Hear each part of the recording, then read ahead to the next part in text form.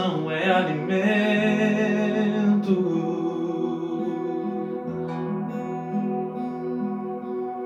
Nunca vi o justo sem resposta ou ficar no sofrimento.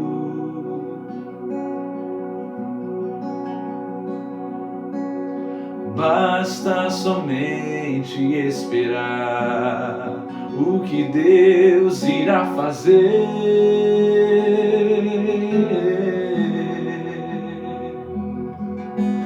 Quando Ele estende as suas mãos, é hora de vencer. Então louve, simplesmente louve. Tá chorando, louve. Precisando, louve. Tá sofrendo, louve. Não importa, louve. Seu louvor invade os céus. Deus vai na frente, abrindo o caminho, quebrando as correntes, tirando os espinhos, ordena os anjos pra contigo lutar. Ele abre as portas pra ninguém mais fechar. Ele trabalha pra quem nele confia, caminha contigo de noite ou de dia. Ele as suas mãos, sua bênção chegou. Comece a cantar com muito louvor, com muito louvor, com muito louvor, com muito louvor.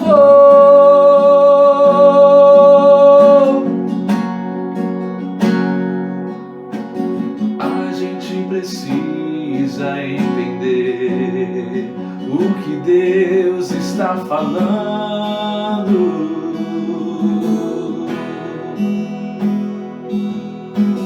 Quando Ele fica em silêncio, é porque está trabalhando.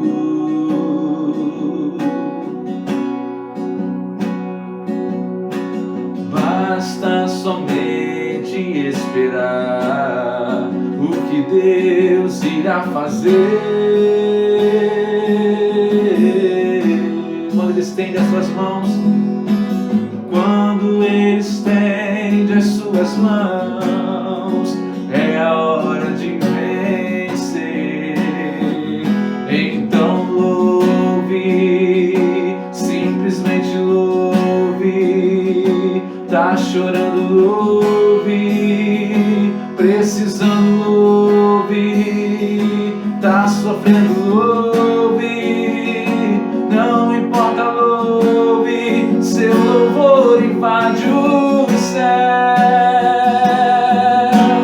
Deus vai na frente, abrindo o caminho, quebrando as correntes, tirando os espinhos, ordena os anjos pra contigo lutar. Ele abre as portas pra ninguém mais fechar.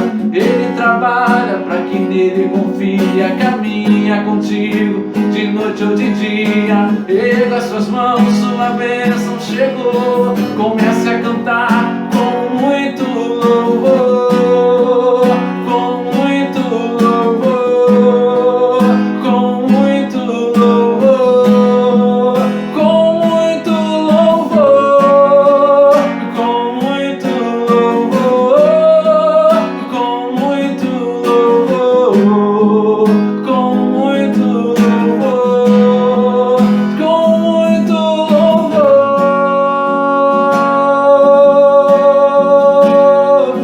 com muito louvor.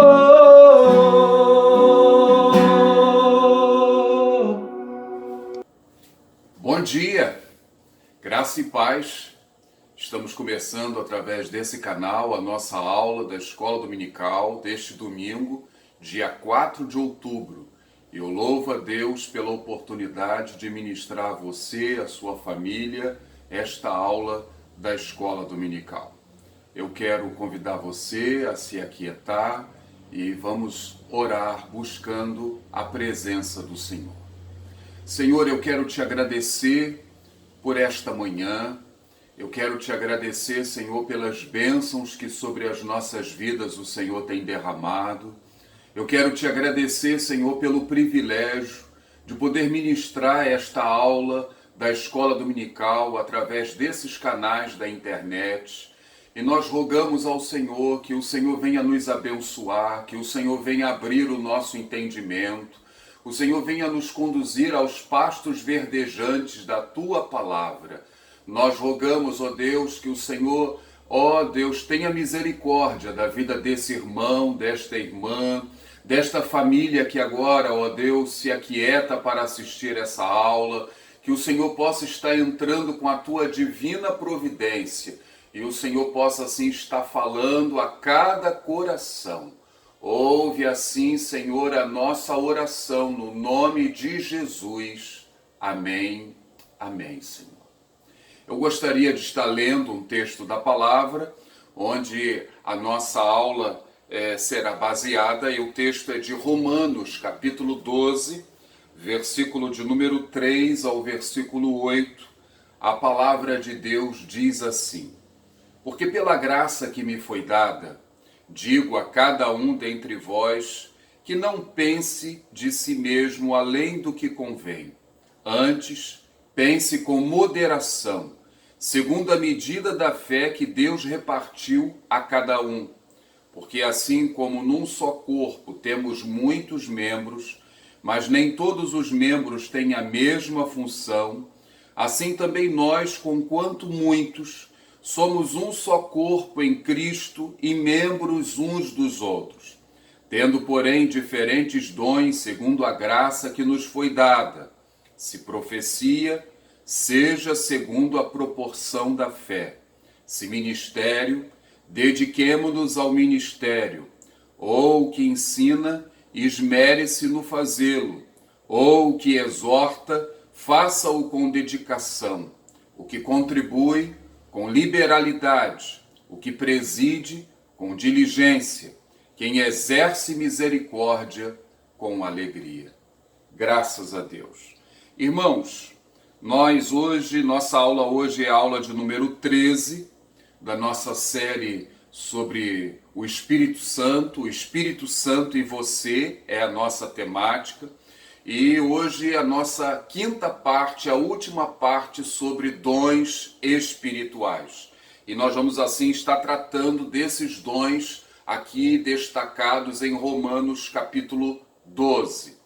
É importante nós olharmos para o contexto da carta aos Romanos. De uma maneira geral, nós poderíamos dividir a carta aos Romanos em duas partes. A primeira parte, do capítulo 1 ao capítulo 11, onde o apóstolo Paulo faz uma explanação das principais doutrinas da fé cristã. Ele vai nos conduzir ali desde a condenação de todos os homens até a vida cheia do Espírito Santo.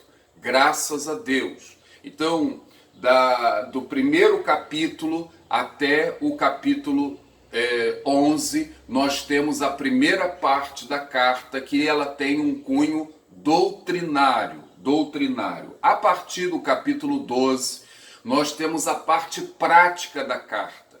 Tudo aquilo que o apóstolo Paulo falou até então, ele vai falar sobre as implicações da nossa fé. A fé cristã, ela é uma fé prática, ela se traduz em atitudes. E é por isso que aqui, nesse texto, o apóstolo ele vai rogar pelas misericórdias de Deus. Uma vez que você teve um encontro real com Jesus, experimentou o milagre do novo nascimento, sabe que o Espírito Santo, ele vive em você e ele te conduz para um futuro glorioso. Quais as atitudes, quais as implicações práticas nas nossas vidas como seguidores de Jesus diante de tantas misericórdias, diante de tantas manifestações da misericórdia de Deus? E Paulo, ele vai aqui nos mostrar em Romanos capítulo 12, que o Senhor ele deseja que as nossas vidas sejam um sacrifício vivo diante de Deus. No Antigo Testamento, na Antiga Aliança, era muito comum as pessoas matarem animais, sacrificarem animais e oferecerem a Deus. O que o apóstolo Paulo vai aqui nos dizer é que uma vez que a justiça de Deus foi satisfeita na cruz do Calvário, agora eu sou o sacrifício, você é o sacrifício. O Senhor deseja que a nossa vida seja um sacrifício, mas é um sacrifício vivo, santo, agradável. O Senhor deseja que a nossa vida seja uma oferta. O Senhor deseja que a nossa vida seja totalmente entregue a Ele. Ok? Então, essa é uma primeira implicação prática diante das misericórdias de Deus. A segunda implicação que o texto aqui também nos traz é que nós devemos ser uma bênção na vida do nosso irmão, do nosso próximo. Eu sou salvo, eu sou alcançado para abençoar a vida do outro, do meu semelhante. Eu vivo não para mim mesmo, mas eu vivo para servir ao meu próximo. O meu relacionamento com Deus, ele depende daquilo que da minha relação com o meu próximo. As duas coisas estão intrinsecamente ligadas. Então eu preciso estar bem, eu preciso servir ao meu próximo, eu a ele preciso me dedicar e para que eu possa assim viver um bom relacionamento com Deus. E isso significa dizer que nós precisamos caminhar na perspectiva do corpo. Aquela figura da igreja, corpo de Cristo. A igreja é o corpo de Cristo. Nós precisamos uns dos outros. Eu preciso do meu irmão e o meu irmão precisa de mim. Há aí uma mutualidade. E é por isso então que o Senhor tem repartido os dons, para que eu possa ser bênção na vida dele, ele possa ser bênção na minha vida e nós sejamos assim um verdadeiro sacrifício agradável ao Senhor. Vejam comigo o versículo de número 13. Ele diz assim: porque pela graça que me foi dada, digo a cada um dentre vós, que não pense de si mesmo além do que convém, antes pense com moderação, segundo a medida da fé que Deus repartiu a cada um. Ou seja, eu preciso não pensar além do que convém de mim mesmo, mas eu preciso colocar-me no meu lugar e eu preciso ser bênção, eu preciso desenvolver o dom e o ministério que Ele a mim confiou. Quais seriam os dons elencados pelo apóstolo Paulo aqui nessa carta aos Romanos? São 7. Vamos pensar. O primeiro deles é profecia. Profecia. No capítulo 2, no versículo 6, o apóstolo Paulo diz assim: se profecia, seja segundo a proporção da fé. Este dom já foi abordado numa aula anterior. Disse aqui anteriormente que não existem mais profetas no sentido da palavra no Antigo Testamento. Por quê? No Antigo Testamento, os profetas eram levantados e eles traziam acréscimo à revelação de Deus. Nós cremos que o cânon da Bíblia está fechado. Ele foi fechado com a revelação do Apocalipse. Então não cremos que o Senhor hoje levante profetas nesse sentido.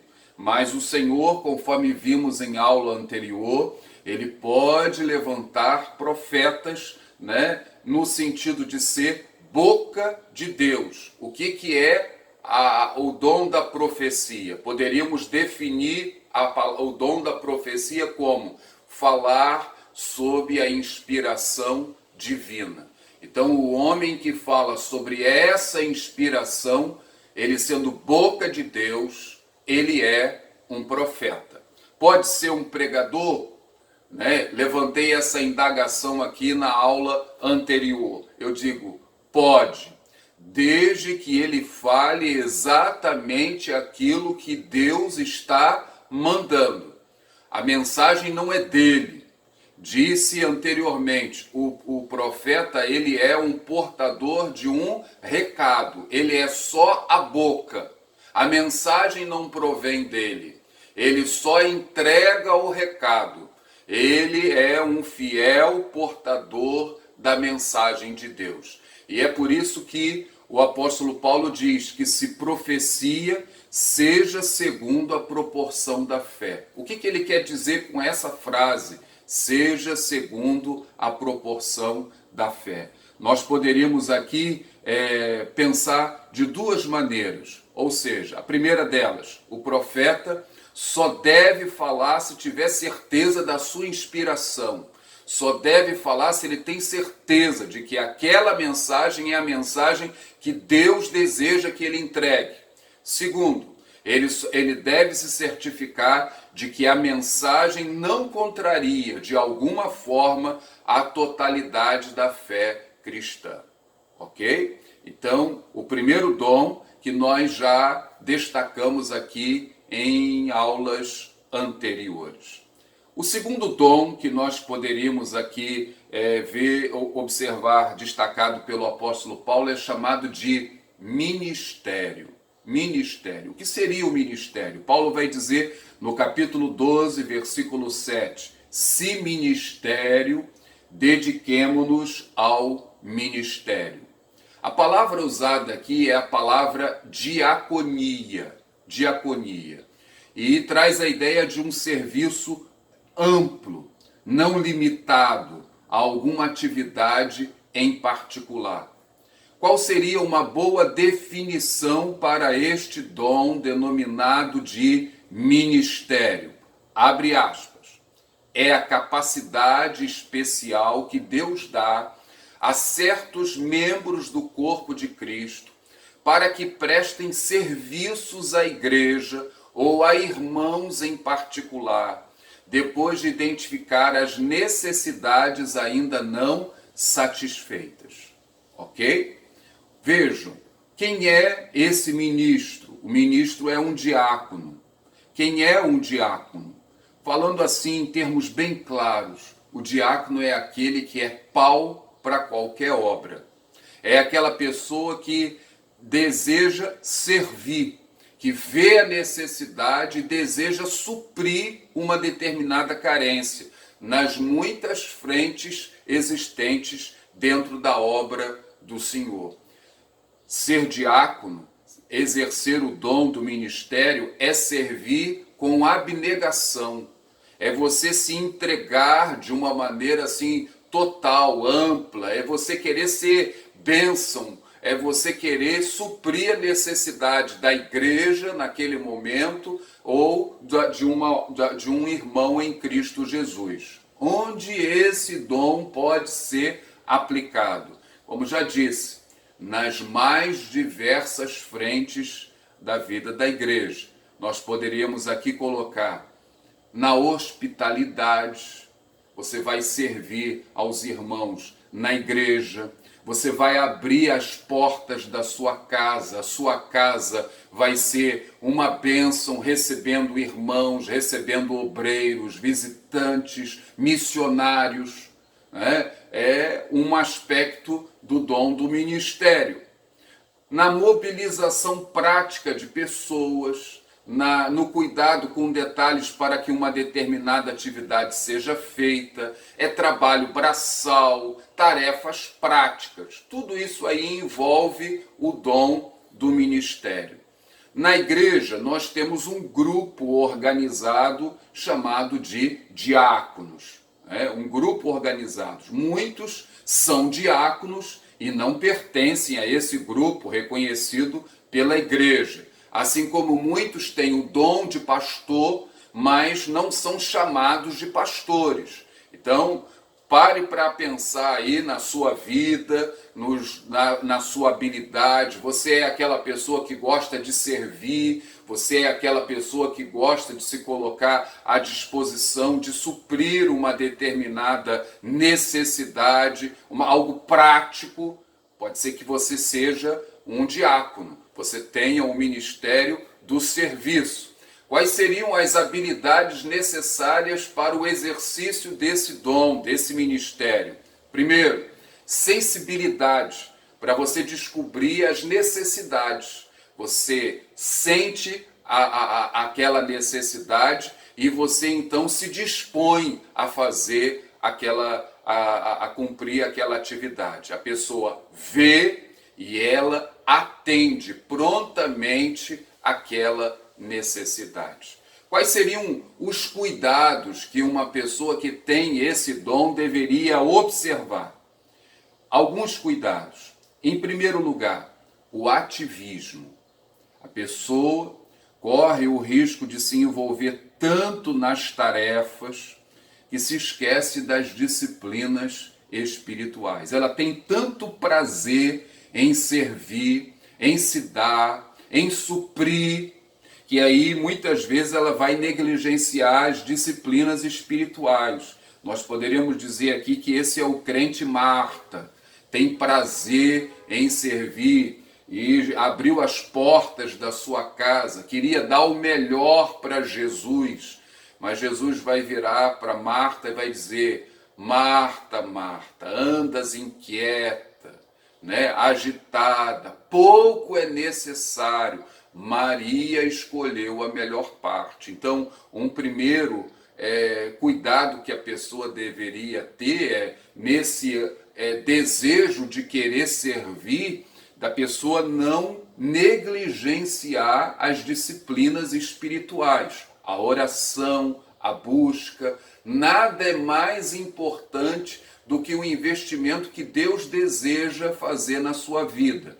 A sua vida, ela é mais importante para Deus do que o serviço que você presta para Deus. Muitas vezes nós somos muito ativistas.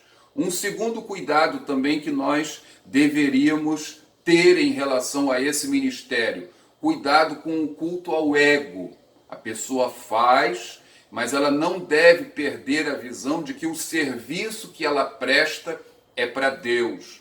É a Deus que ela deseja agradar, não aos homens. A glória é só de Deus. Toda honra, toda glória e todo louvor é sempre dele. Então, não espere elogio dos homens, mas procure colocar o seu foco no Senhor.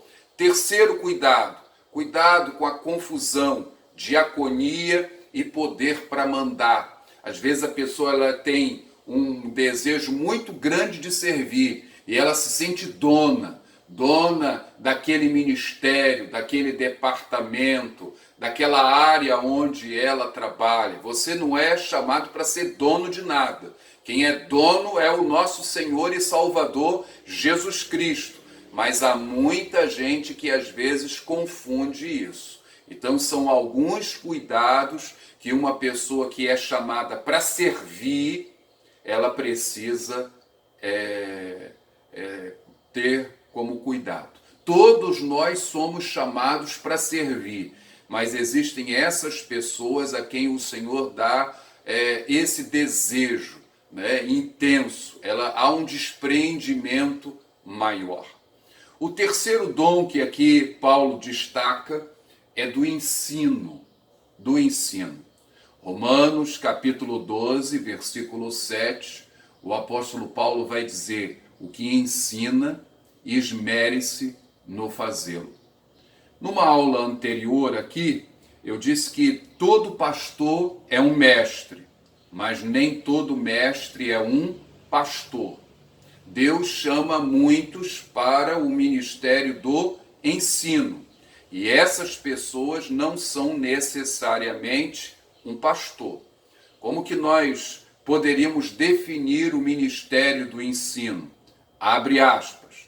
Os irmãos com o dom espiritual do ensino são habilitados por Deus para servir ao corpo de Cristo, ajudando os demais a conhecerem a palavra, a tomar posse dela, a interiorizá-la e, o essencial, a pô-la em prática, o que resulta na modificação de conhecimentos. Fecha aspas. O que eu gosto aqui de ver? Não é só você ensinar, não é só transmitir conhecimentos, conteúdos, mas a pessoa que ensina, ela ensina com o objetivo de transformar vidas. O ensino precisa desembocar sempre em algo prático. Você transmite um conteúdo, mas o grande propósito, o grande alvo é para que vidas sejam amadurecidas e elas sejam transformadas. Aleluia. Onde esse dom pode ser aplicado? Em muitas frentes dentro do ministério da igreja. Em primeiro lugar, na preparação de novos crentes, no discipulado, professores da escola dominical, no treinamento de pessoas para o ministério, estudos bíblicos nos lares. Nós falamos numa aula anterior na necessidade hoje de grupos familiares, e nós precisamos de pessoas que tenham o dom de ensino. Pois bem, essas seriam algumas frentes onde o dom do ensino poderia ser utilizado, aplicado. Quais as habilidades da pessoa que tem esse dom, o dom do ensino? Em primeiro lugar, essa pessoa ela gosta de estudar, ela não é preguiçosa, ela gosta de esclarecer, de esmiuçar bem a verdade, ela quer ir fundo, porque ela investiga e ela quer ensinar, ela quer passar aquilo que ela descobre. Segunda habilidade que essa pessoa precisa ter, ela precisa ter paciência. Paciência, e ela precisa se esforçar para que os outros aprendam. Então ela aprende e ela tem paciência para ensinar. Aqueles que são alunos ficam sempre admirados daquele que tem o dom do ensino. Como que essa pessoa tem essa capacidade, como que ele torna a coisa clara, essa professora esmiuça tão bem o conteúdo e as dúvidas são facilmente esclarecidas. Terceiro, a pessoa consegue sistematizar o ensino, o conteúdo. O que eu quero dizer com isso? Ele consegue colocar a aula a ser dada de uma forma lógica. Existe um início, um meio e um fim, facilitando assim a aprendizagem. Há uma progressão na aula.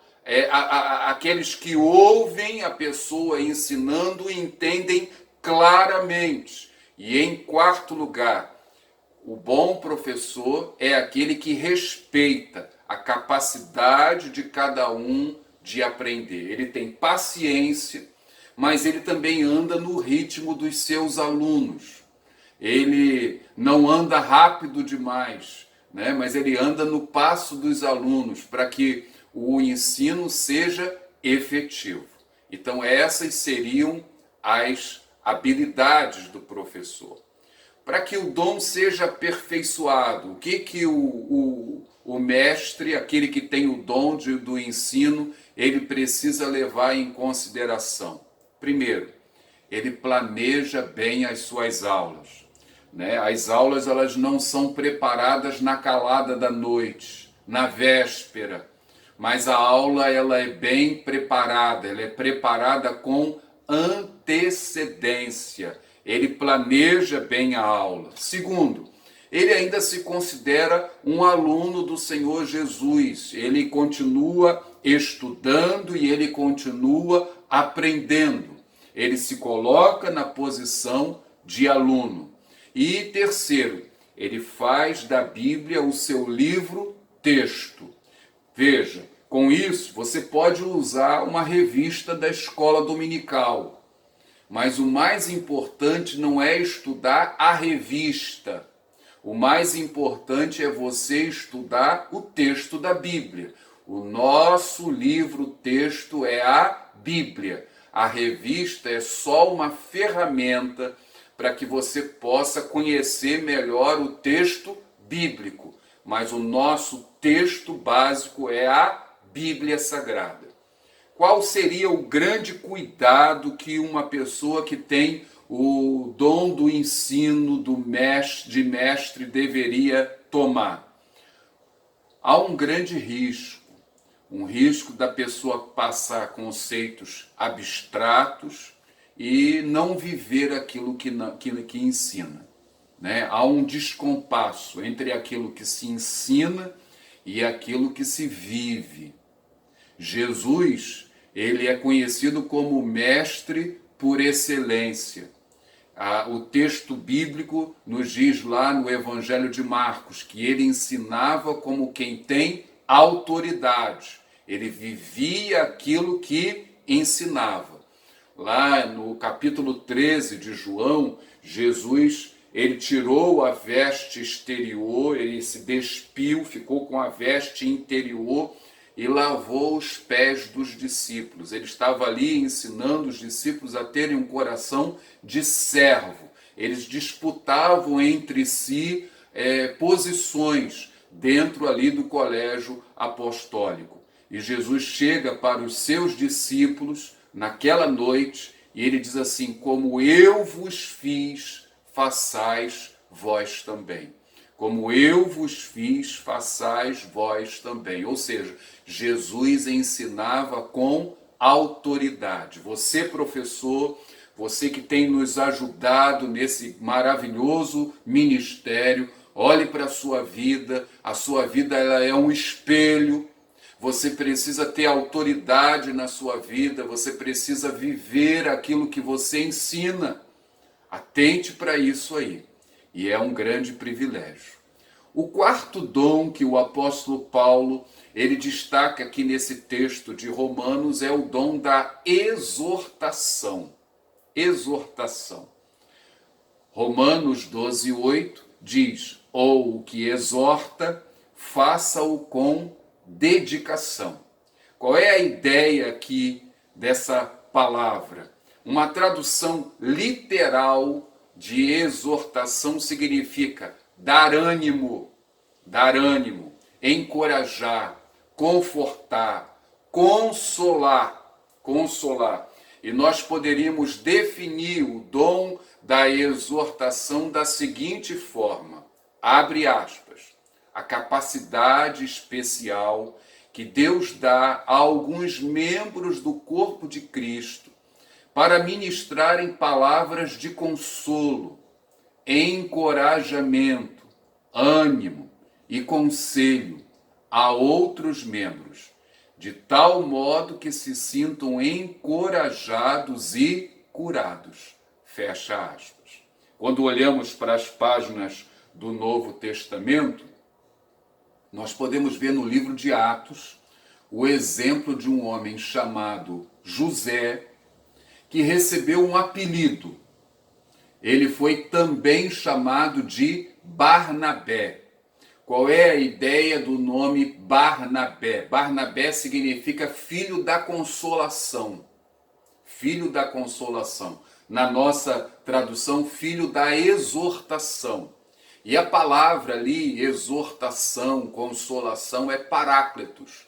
Há uma sintonia, uma identificação com o ministério do Espírito Santo. O Espírito Santo é o nosso consolador, é ele quem nos encoraja, né? A palavra exortação é a mesma palavra que é usada para o ministério do Espírito Santo. E Deus levantou Barnabé como um homem identificado com o ministério do Espírito Santo. Quem tem o dom da exortação desenvolve esse mesmo ministério, está em sintonia com a obra que o Espírito Santo em nós desenvolve. Acompanhe comigo o texto de Atos, capítulo 4, verso 36, e eu leio na Nova Versão Internacional. Diz assim: José, um levita de Chipre, a quem os apóstolos deram o nome de Barnabé, que significa encorajador. O que a gente pode ver na vida desse homem chamado Barnabé? O apóstolo Paulo, quando se converteu, a igreja começou a olhá-lo com desconfiança. Achavam que aquilo ali fazia parte de uma grande trama, que ele desejava conhecer os movimentos da igreja, os movimentos dos discípulos, para de repente prender todos os discípulos. Mas Barnabé viu a sinceridade daquele homem chamado Saulo de Tarso e a veracidade da sua conversão. E o que Barnabé fez? Barnabé o encorajou, Barnabé o discipulou, Barnabé acreditou nele, investiu nele. Por quê? Porque ele era o filho da exortação.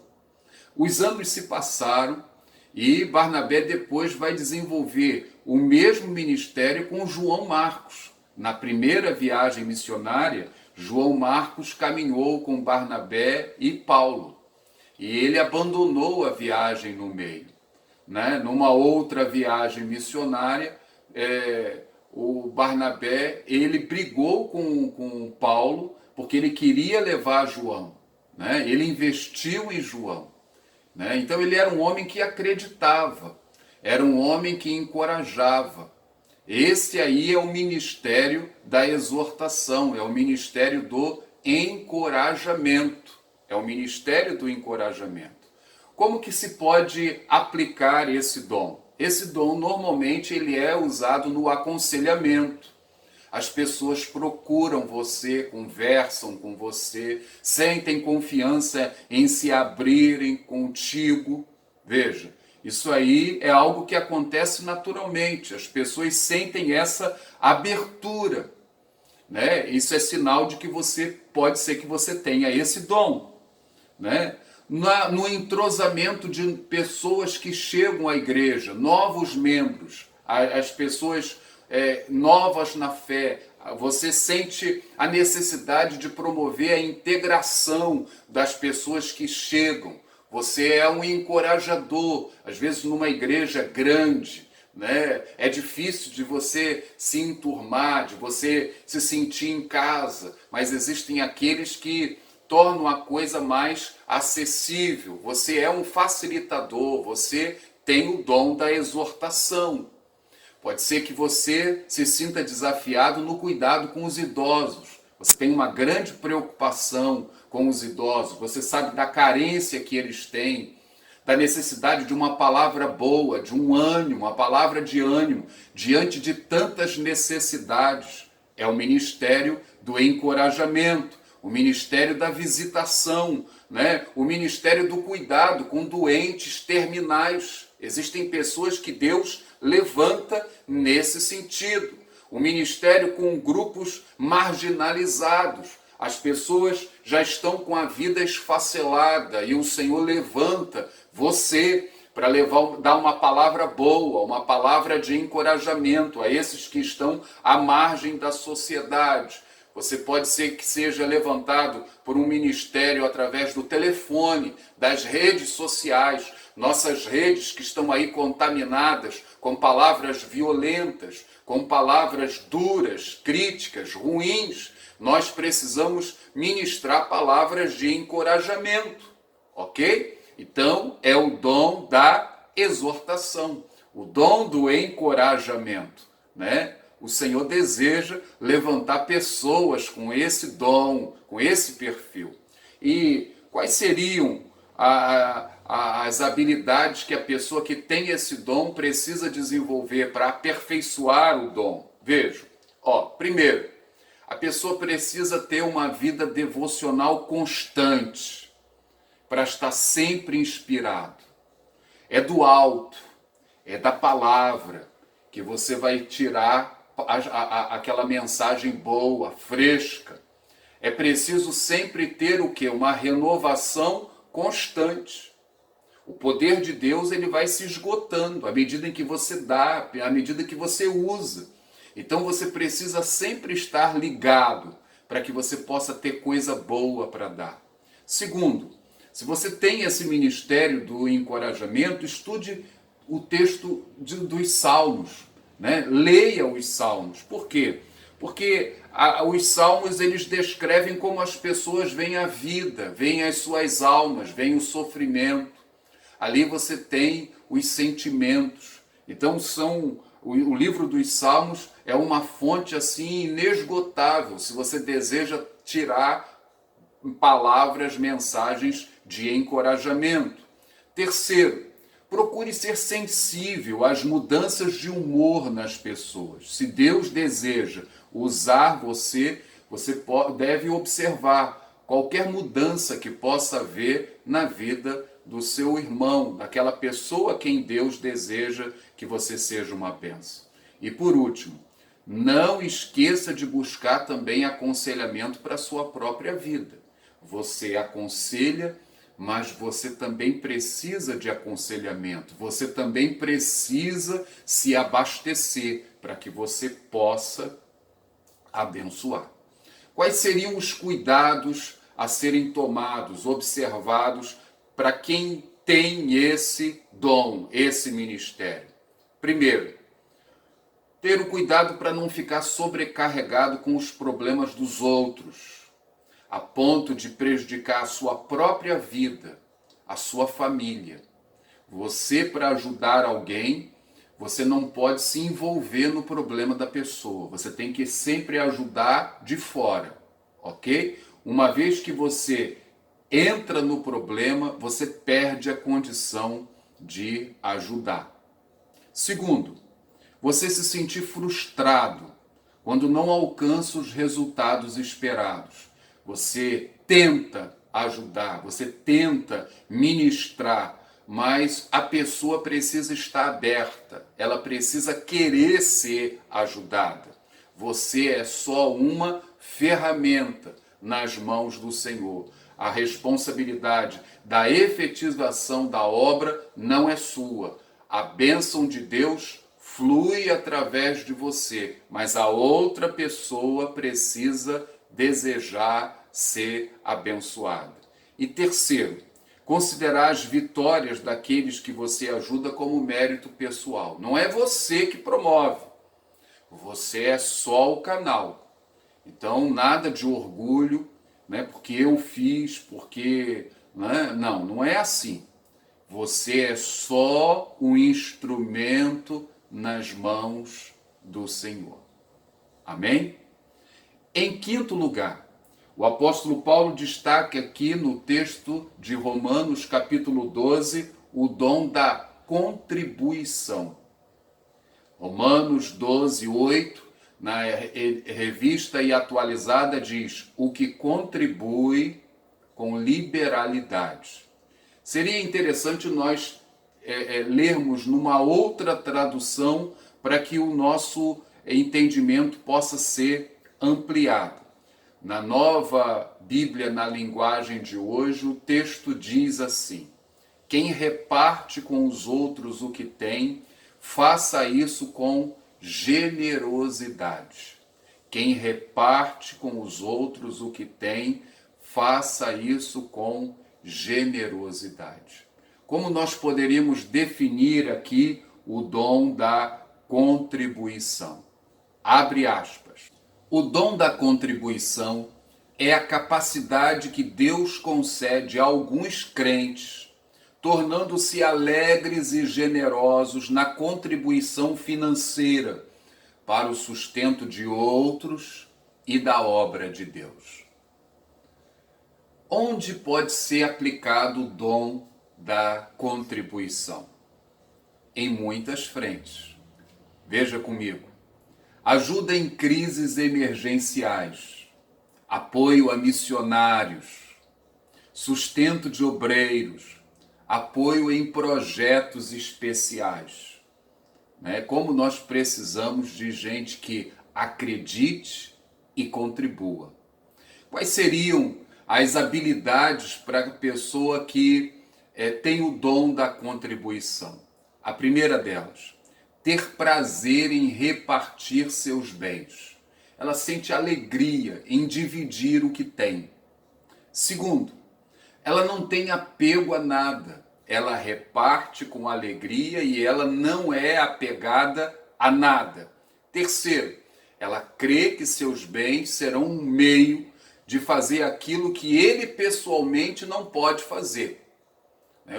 Ela gostaria muito de estar no campo missionário e de estar desenvolvendo aquele trabalho, mas ela não pode ir, ela não foi chamada para aquilo, mas através daquela oferta, ela sabe que ela está lá, ela está investindo no reino de Deus. E ela sente alegria em ver os objetivos alcançados. Quais seriam os cuidados que uma pessoa que tem o dom da contribuição deveria tomar?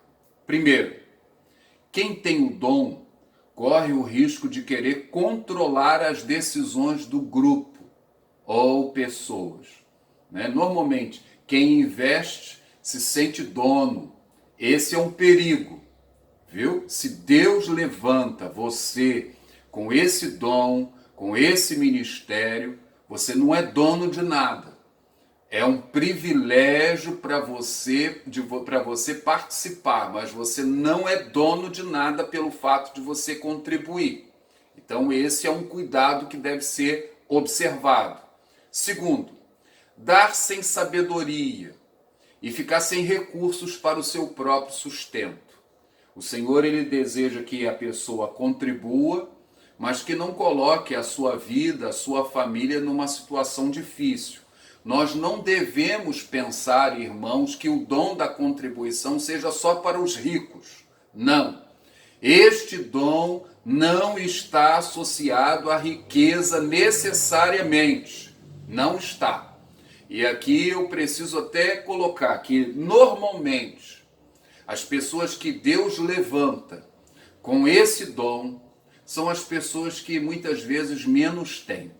Menos tem. Você olha para o perfil da igreja, você olha as pessoas economicamente falando, menos favorecidas, essas são as pessoas que normalmente mais investem, mais acreditam. É a oferta da viúva pobre e o Senhor se agrada disso daí.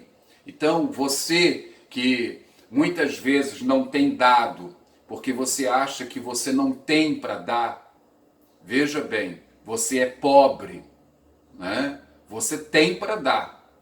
Considere na sua caminhada aí, considere na presença de Deus, pergunta para o Senhor, Senhor, o que o Senhor deseja que eu dê? Viu? Há muita gente que às vezes fica se escondendo atrás da sua condição social. Dê, abençoe o seu irmão. Você abençoa e você é abençoado. Use aí a semente. Você joga uma semente, você colhe muito mais. Então é o dom da contribuição. O sexto dom que o texto de Romanos nos traz aqui é o dom da presidência. Presidência. Assim aparece na edição revista e atualizada. Romanos capítulo 12, versículo 8, o texto diz assim, o que preside com diligência. Ou seja, a pessoa deve ser diligente. Mas em outras traduções, esse dom aparece de forma diferente. Na Bíblia, na linguagem de hoje, diz quem tem autoridade. Na nova versão internacional, exercer liderança. Na Bíblia de Jerusalém, preside. Poderíamos dizer que esse é o mesmo dom que aparece em 1 Coríntios 12, 28, ali chamado de governos.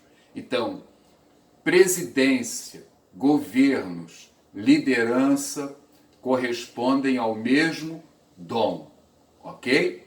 Como poderíamos definir esse dom? Abre aspas.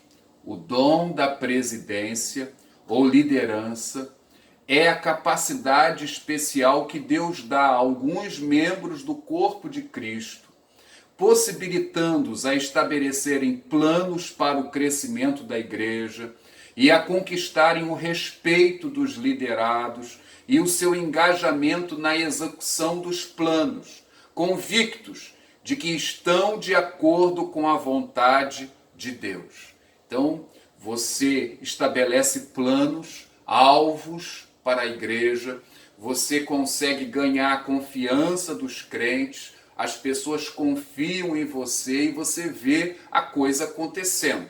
Onde esse dom deve ser aplicado? Primeiro, no ministério pastoral. O pastor, ele precisa ser um líder, ele precisa ser um presidente. Na presidência da igreja, às vezes a igreja tem um presidente e o pastor não é necessariamente, o presidente. Depende do regime da igreja. Então, na presidência da igreja, presidência de departamentos. Às vezes nós elegemos pessoas para os nossos departamentos e ministérios que não têm esse dom e colocamos em risco a obra.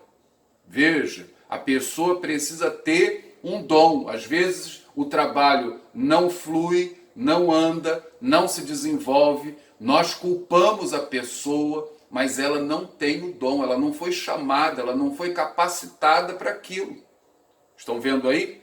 Na liderança do culto, é o dom da presidência, supervisão de ministérios, planejamento a longo prazo, ok? Quais seriam as habilidades da pessoa que tem o dom da presidência? Primeiro, essa pessoa tem autoridade espiritual e ela consegue cativar o grupo, as pessoas, ela consegue envolver as pessoas nos projetos da igreja.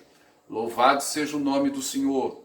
Segundo, ela vê o potencial das pessoas e ela tenta engajar as pessoas com os seus determinados dons.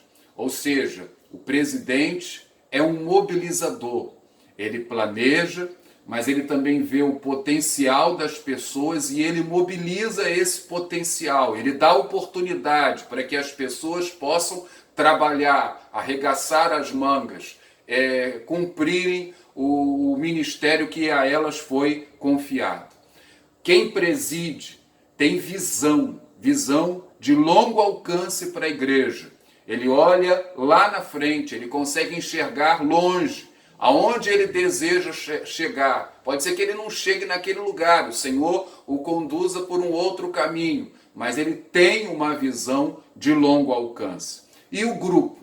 O grupo se sente seguro, As pessoas se sentem seguras em serem orientadas por aquele líder, por aquele presidente, Ele conduz o povo com segurança, ok? Como que esse dom pode ser aperfeiçoado? Às vezes o Senhor, ele levanta a pessoa já tem o dom, mas isso precisa ser constantemente aperfeiçoado. Veja, em primeiro lugar, estude sobre liderança. Leia livros sobre liderança. Faça uma leitura dos ensinamentos bíblicos sobre liderança. Você pode ler até mesmo livros seculares, Você pode ter lições preciosas de livros seculares, mas as grandes lições estão na palavra de Deus. O povo de Deus, ele é singular. E aí nós precisamos atentar para aquilo que a palavra de Deus, ela nos ensina em termos de liderança, ok? A pessoa que tem esse dom, ela precisa se aplicar na formação de novos líderes. Esse é um processo contínuo na igreja. A igreja precisa estar sempre se renovando, ok? Nós precisamos estar sempre formando novos líderes. A igreja é uma escola.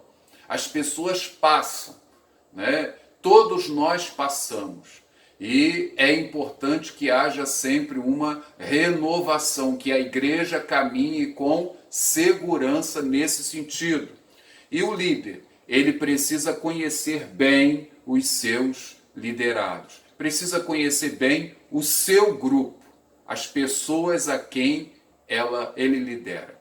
Quais seriam os cuidados que um presidente, um líder, deveria assim tomar? Primeiro, colocar-se numa posição de isolamento, ser inacessível, se colocar como se ele estivesse acima do povo. Essa é uma tentação na vida de todo líder.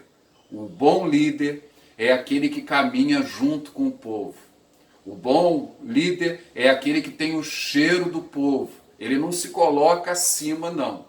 Viu? Esse é um cuidado a ser observado. Segundo, O bom líder, ele não vai se sentir orgulhoso da sua posição, ele não é melhor do que ninguém. Cuidado, viu? É importante que a gente também não venha se tornar orgulhoso pelo fato de exercer aí a posição de liderança. Terceiro, a pessoa que é líder, ela fica em evidência. Nós devemos ter cuidado para não cedermos às tentações que normalmente vêm a pessoa que fica em evidência. O diabo, ele arma as ciladas, né? E traz consigo, né, as tentações sexuais, a questão financeira, né, a questão do poder. São algumas fontes de tentação na vida do líder. Por que que isso acontece? Porque ele está sempre em evidência, ele se acha orgulhoso, ele acha que ele está acima das outras pessoas, e aí é muito fácil se cair nesse tipo de tentação. Então é preciso vigiar e orar. E o último dom que o apóstolo Paulo lista aqui em Romanos capítulo 12 é o dom da misericórdia. Em Romanos capítulo 12, versículo 8, o texto bíblico diz assim: quem exerce misericórdia com alegria. Quem exerce misericórdia com alegria. Eu creio que esse é o mesmo dom que aparece em 1 Coríntios capítulo 12, versículo 28, chamado de socorro. O dom do socorro é o mesmo dom da misericórdia. Como poderíamos definir o dom da misericórdia? Vamos ver? Abre aspas. O dom da misericórdia é a capacitação do Espírito Santo dada a certos crentes para sentirem verdadeira empatia por pessoas com problemas de toda ordem e de expressarem a empatia por meio de atos concretos que demonstrem o amor de Cristo. Fecha aspas. Você sente e você age de uma maneira concreta, né, expressando assim o amor. Onde esse dom, o dom da misericórdia, o dom do socorro, pode ser exercido na igreja? Em muitas frentes. Trabalho com grupos marginalizados pela sociedade, tais como dependentes químicos, mães solteiras, prostitutas, homossexuais, e poderíamos listar outros aqui. São pessoas carentes, pessoas sensíveis, pessoas que precisam de um atendimento especial. Segundo, na visita a carentes, a doentes, de uma maneira geral, no ministério da ação social da igreja, né, é o dom da misericórdia. Você sente a necessidade do outro. Quais seriam as habilidades que uma pessoa que trabalha com o dom da misericórdia, que possui o dom da misericórdia, precisa ter? Primeiro, sensibilidade pelo sofrimento e carência dos outros. Você não é uma pessoa insensível, muito pelo contrário, você sente a dor do outro. Você sente a dor do outro. Segundo, em situações que poderiam até provocar repulsas nas outras, você está presente ali, você está ajudando, né? Você enfrenta aquilo ali com muita naturalidade, né? Eu me recordo numa ocasião quando recolhemos uma pessoa de rua que estava quase morrendo e levamos para as dependências da igreja, né? Cortamos o cabelo. E aí, quando cortamos o cabelo da pessoa para dar um banho, para preparar e levar para o hospital, os piolhos tomaram conta do chão, do ambiente. E algumas pessoas não aguentaram ver aquilo, verem as feridas no corpo daquela pessoa, né? mas cortamos o cabelo, passamos um óleo de amêndoa no corpo daquela pessoa, depois demos um banho, botamos no carro e levamos para o hospital. Não é qualquer pessoa que aguenta uma situação dessa, né? A pessoa precisa ter o dom, ok? Então, você, em situações que poderia causar repulsa em algumas pessoas, você encara aquilo ali numa boa. Terceiro, você ter disposição para visitar doentes, necessitados, fracos na fé.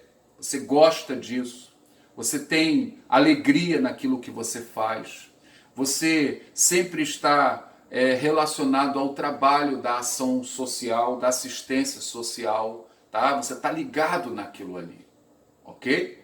E quais seriam os cuidados a serem observados por uma pessoa que tem esse dom, o dom da misericórdia?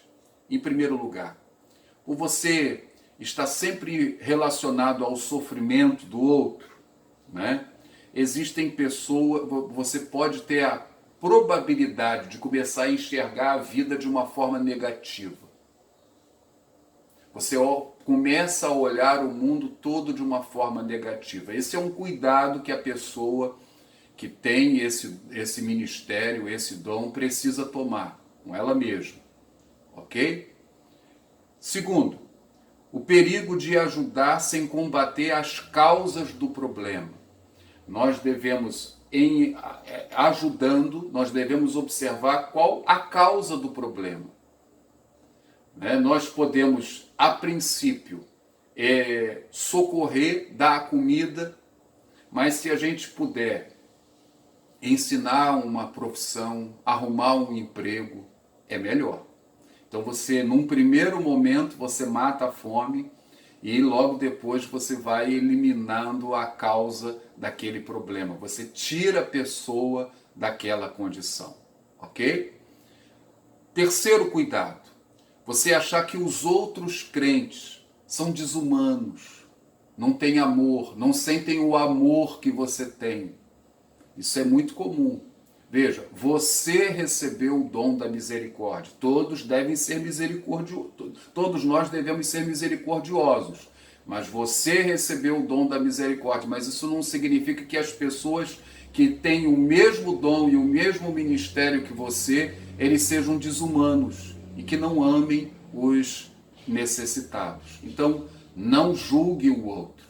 Essa é uma capacidade que Deus deu a você, você é um mobilizador, Deus deseja te usar. Amém? Concluindo a nossa aula, nós começamos falando hoje sobre a graça de Deus nas nossas vidas. O apóstolo Paulo, ele fala das misericórdias do Senhor conosco, como o amor de Deus nos alcançou. Você reconhece o amor de Deus na sua vida? Você passou, experimentou o milagre da transformação, do novo nascimento, da obra do Espírito Santo? Isso é verdade em você? É verdade, né? Você pense aí na obra que o Espírito Santo tem feito em você. O Espírito Santo veio, selou você, tem transformado a sua vida, tem te lapidado. Você tem certeza de que um dia Jesus Cristo vai voltar e o Espírito Santo vai nos ressuscitar. Você é merecedor disso? Eu sou? Não.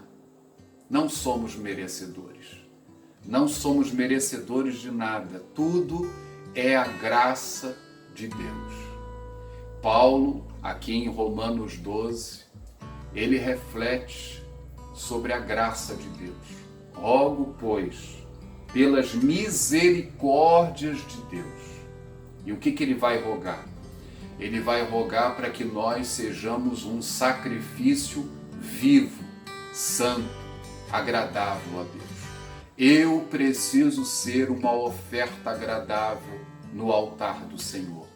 Você precisa ser uma oferta agradável ao Senhor. Você precisa. E isso passa, meu irmão, minha irmã, necessariamente pelo dom que você recebeu da parte do Senhor. O Senhor equipou você para que você possa servir. Para que você possa servir. Você, diante de todas essas lições sobre dons espirituais, você já conseguiu localizar qual é o seu lugar no corpo de Cristo? Não. Não desiste. Continue buscando. Venha conversar com o seu pastor. Vamos trocar algumas ideias. Você precisa encontrar o seu lugar no corpo de Cristo. Você já conseguiu se achar? Graças a Deus. Graças a Deus. Vocês observaram que o apóstolo Paulo, em todos esses dons elencados aqui em Romanos 12, ele cita o dom e faz uma recomendação? Quais seriam as recomendações que o apóstolo Paulo faz aqui? Dedicação, esmero, liberalidade, diligência, alegria. O Senhor, Ele deseja que eu e você, naquilo que Ele nos tem confiado, nós façamos com dedicação, nós façamos com esmero, nós façamos com liberalidade, nós façamos com diligência, nós façamos com alegria. Servir ao Senhor, servir ao nosso próximo, servir ao nosso irmão, isso é um privilégio. Louvado seja Deus. O nosso relacionamento com Deus depende da nossa caminhada com o nosso próximo. Que o Senhor assim venha nos trazer o desperfeitamento, o aperfeiçoamento que todos nós precisamos. Vamos orar? Coloque a sua vida aí diante do Senhor. Pergunte a você mesmo como você tem servido ao Senhor. Como tem sido a sua caminhada? Será que a sua vida tem sido uma oferta agradável a Deus? Coloque a sua vida diante do Senhor. Vamos orar. Senhor, eis-nos aqui, quebrantados, na manhã deste domingo, rogando a Deus que o Teu Espírito venha nos esclarecer ainda mais das verdades da Tua Palavra. Venha nos dar, Senhor, coração de servo. Senhor, nós vivemos num tempo difícil, o tempo dominado pelo egoísmo. As pessoas, por natureza, são egoístas. E o Senhor nos chama a viver na contramão. O Senhor nos chama a viver para estender as mãos, para ser bênção, para abençoar, para sermos o sacrifício vivo diante de Ti. Senhor, desperta esse irmão, desperta esta irmã que nos assiste na manhã deste domingo.